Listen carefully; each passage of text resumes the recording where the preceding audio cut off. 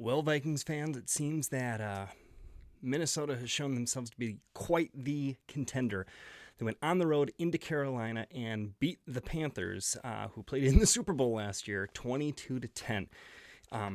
Started out a little rough. Carolina jumped out to a 10-0 lead with a touchdown and a field goal, and Minnesota's offense couldn't get anything going, but then they got a safety on defense, 10-2, and then a touchdown on special teams when Marcus Sherrills returned a kickoff or punt for a touchdown, but they missed the extra point. So then it was 8-10, and I think that was the score going into half.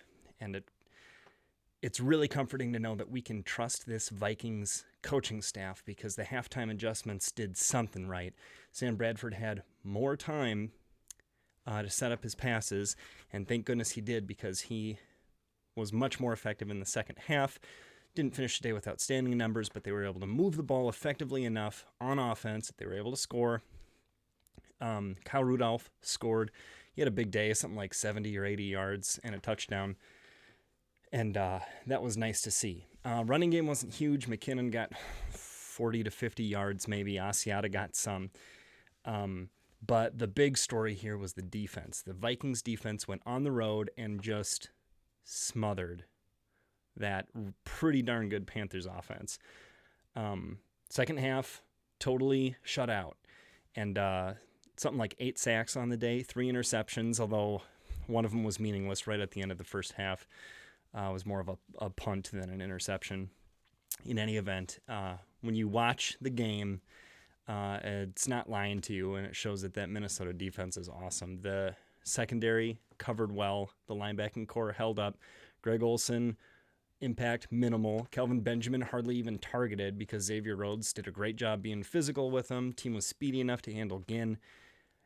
And Cam Newton was contained.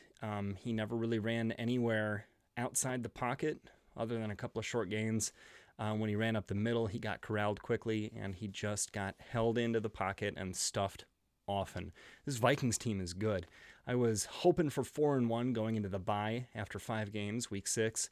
But realistically optimistic about 3-2. Now they're 3-0 after 3 games, and literally 3-2 into the bye is the worst that they could be. So it's starting to be time to think about this Vikings team actually being really good, keeping an eye out for potential playoff matchups and such.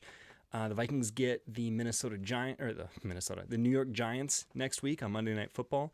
The Giants were 2-0 heading into this week, facing an 0-2 Redskins, and when I started recording this, it was 27-26 New York, but Washington was driving.